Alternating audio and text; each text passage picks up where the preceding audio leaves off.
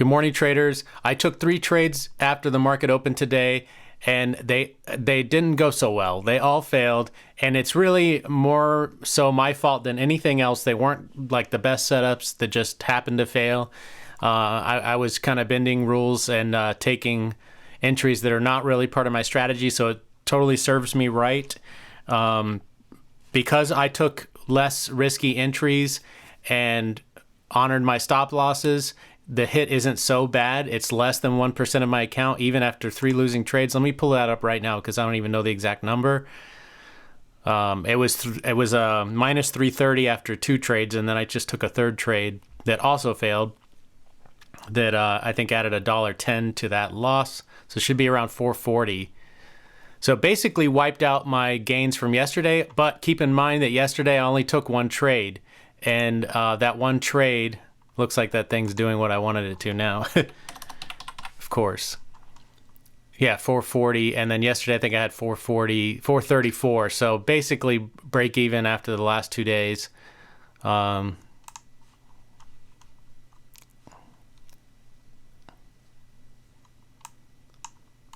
this was essentially what I was looking for right here. But I don't think even this did it. It's not, yeah, this is, it's a good thing. I should just close this thing out before I get teased into another trade. I've already hit my, I haven't hit my max loss, but I hit my max number of losing trades. It was just 3. But just for fun, I'm going to look at this to show that it didn't go too R, because you would have had to enter on this candle here at 187, and then the low would be 183, so the stop would be 182. So you need to go 10 cents above 187 all the way to 197. And it only went to 192. So let's say I was tempted to take a trade there. That would have been a 4th failed trade. Well, it hasn't stopped out yet, but presumably, I'm just based on what's going on here, it looks like it's probably going to fail. But even if it doesn't, it's none of my business to be trading. This is all backside now because you've got a lower high here and a lower high here, lower lows. This is backside, so that would be totally against my strategy. So no more of that stuff. So let's see what all the things I did wrong today so we can learn from them. So basically AVGR was the #1 traded low float stock with the highest volume. It had a really nice run. Did this move in the pre-market. I don't even want to open up my platform to show you because I'm too afraid that I'm going to break another ruling and get into another trade that I shouldn't be in. So, but here you can see it really well right here. This is the nice move it made in the pre-market out of nowhere. So it looked really strong. The good and the bad about the daily chart was, yes, it was well above the 200 MA. It is trending up, but it's pretty extended. So that's something that's kind of against it. But I don't have anything in my, rule book or strategy. That's kind of a subjective thing, and I don't really like to trade on subjectivity. There wasn't much volume the last few days, so that doesn't really say much for these candles. The last time there was a lot of volume was right here on this candle. All right, let's move along. So basically what my strategy and plan says is that I mark out the high of the pre-market, and if the stock goes and breaks through the high of the pre-market, then I can take an entry on the first pullback, even if it's only 1 candle. So what do? I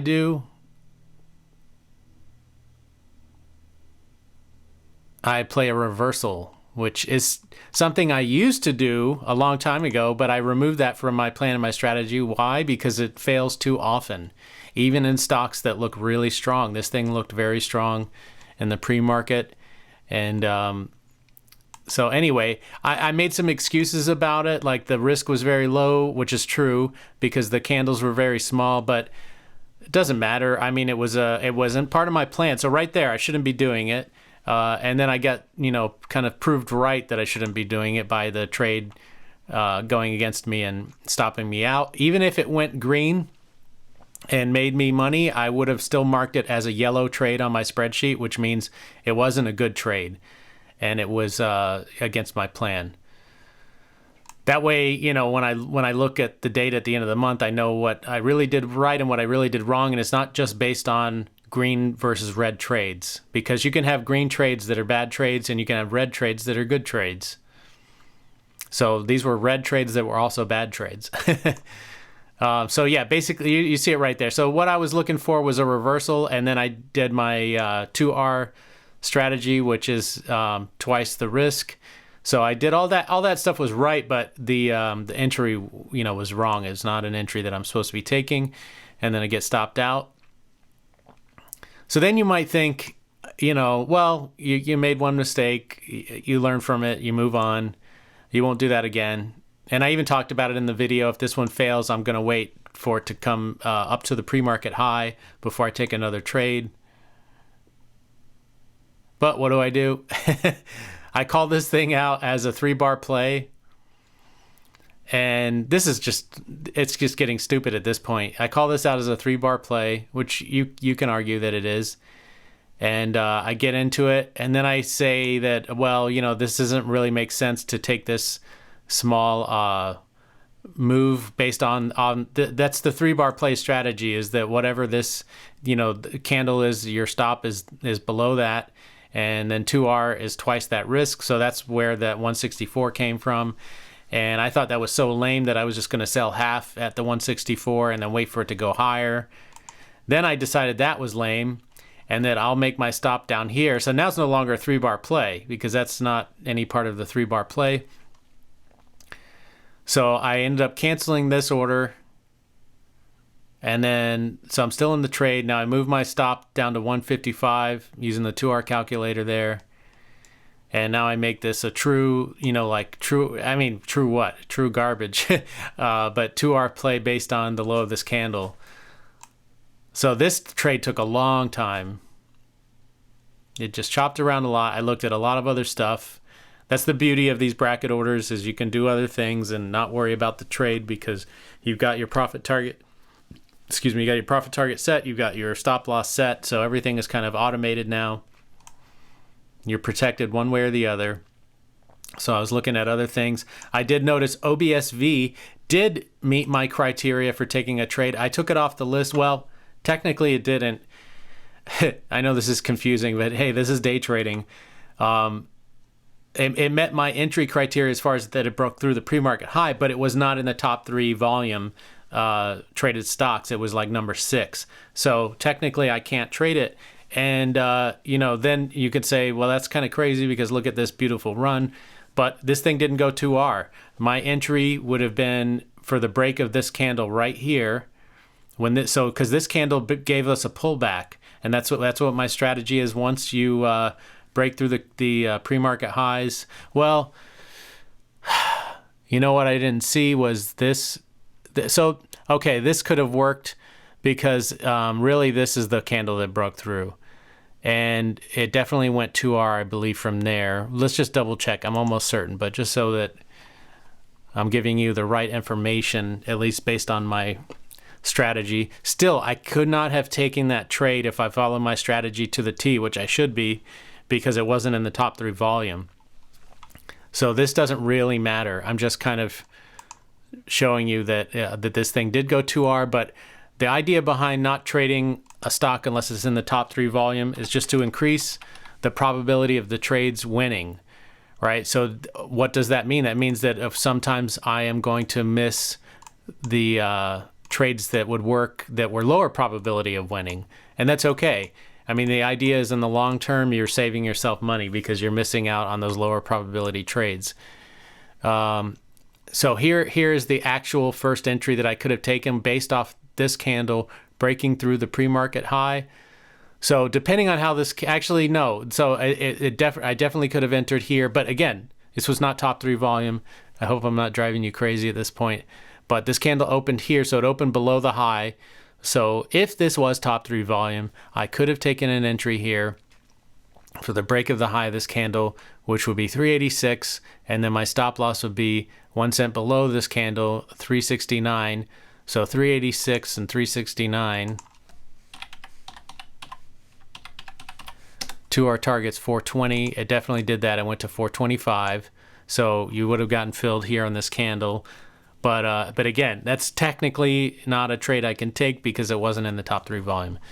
But just wanted to show you that that's an example of a trade you can't take that works out. That's going to happen. Okay, so where were we? Get back to these videos. So this trade is still going on. I did that little side tangent because I did that during the video too. I started talking about entries that I could have taken, and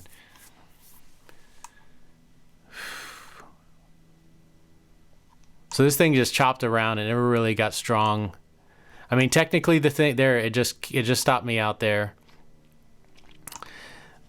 Whenever these stocks are below their pre-market high, they're not strong. So taking any trades down below the pre-market high is a risk, an added risk, I should say. And that's exactly what that was. So that was the two trades there. And then there's one more trade.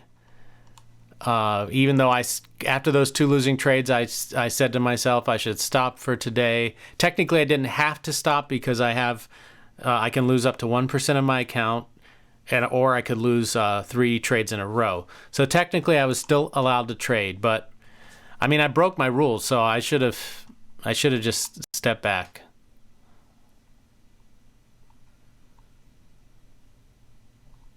I think I need to update my plan, with a new rule that if I break a rule that I stop trading for the day. Because look here, I broke my rules on the first trade, and then I lost the next 2 trades. So it's more likely that that's going to happen once you start breaking your rules. Then things turn around and get better. You start off the day bad, it's more likely going to end bad. So SENS, I was looking at. Again, this thing doesn't perfectly fit my plan either. It did break through the pre-market high. That was good, but it's a kind of a little bit larger float size, and I like to trade. It's 117 million share float. I like to be around 80 million or less. That's right in my plan. And of course, if it's like 83 million or 85 million or maybe even 87 million, something like that, I might, trade that because that's very close. But so here I take, this is an ABCD pattern. So here's A, here's B, there's C. And this is a nice ABCD pattern as well because it was essentially a 50% retracement. So this is a setup that failed, a good setup that failed. But again, it's still a yellow trade for me because it's the wrong float size for me to be trading. That's it. Simple as that. So let's see. So I put in, well, I can, my entry was 190, stop is 185. That makes my target $2. And, I remember thinking this should work out really well. I did a little goof here I just decided, let me just get this thing out here and I'll move the target and stop manually on the chart. So I move it down to $2, which is where my target is. And then I accidentally moved the stop to the wrong place. And then I started thinking something's wrong here. I'll just spare you from that because it ends up being the same result. I canceled those orders and re-put them in, and I put them exactly where they were supposed to be from the get-go. 185 stop, $2 target. Now, I'll say, one thing that really kind of tricked me into trading this is this volume bar right here. There was 5 million shares traded in this bar. What doesn't look so good on this thing is this huge red engulfing bar right after that. So, and I did call out this reverse 3-bar play in the video, which this is like a textbook setup where, and I would have traded this in the past if this candle broke through the high of this one, and then would have been stopped out because it's a reverse 3-bar play. And that's exactly what happened there. But unfortunately, this ABCD pattern didn't work out either. Those big engulfing candles are never good for long side plays. Like when you see those big red engulfing candles, that shows an overall weakness or that sellers are present, and they're very strong. Sellers or short sellers, either one. The sellers being profit takers, the short sellers, are traders going short and trying to make a profit on the price going down.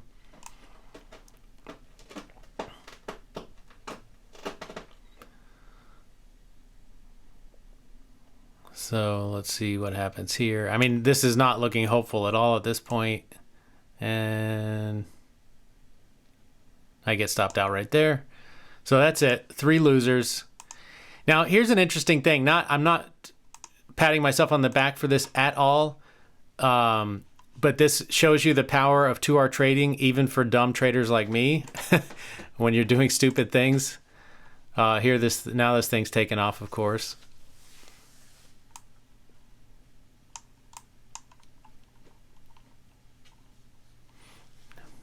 Not looking for... oh, you know what? No, this isn't even... this is not even tradable at this point anymore anyway. Because now it's still backside because it's below the high of day. Of course, this is a fairly decent move. Here's a nice little play on the 5-minute chart, but it's not for me. It's below the high, so it's still weak technically, even though this thing is running up. But what I wanted to say was that the only, everything I did today was wrong. This was all wrong, and I deserve every bit of this loss that I took. Yesterday I traded very well, and you made 2R on just one single trade. I made $4.34, and today I took 3 losers playing my 2R strategy, although all the setups were not in my strategy, and that one winner basically canceled out those 3 losers. So that's the power of 2R trading, is that you're able to withstand losses. But the idea is to withstand losses that are good setups, that are actually in your strategy, in your plan, and they just happen to fail. Here I took 3 losses that I didn't need to take because none of them were in my strategy and in my plan. So basically what I should have done today was not take any trades because there were no setups, nothing within my plan or my strategy. So I failed. I failed my plan and my strategy. My strategy and my plan did not fail. That's it. All right, guys. Hopefully you learned something from these embarrassing videos. And I'll be back. Monday's a holiday, so enjoy that.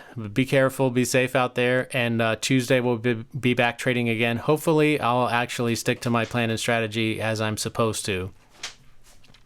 All right. And just so you know, I think we're still green on the month, but it's getting down to the wire here. I'm overall green.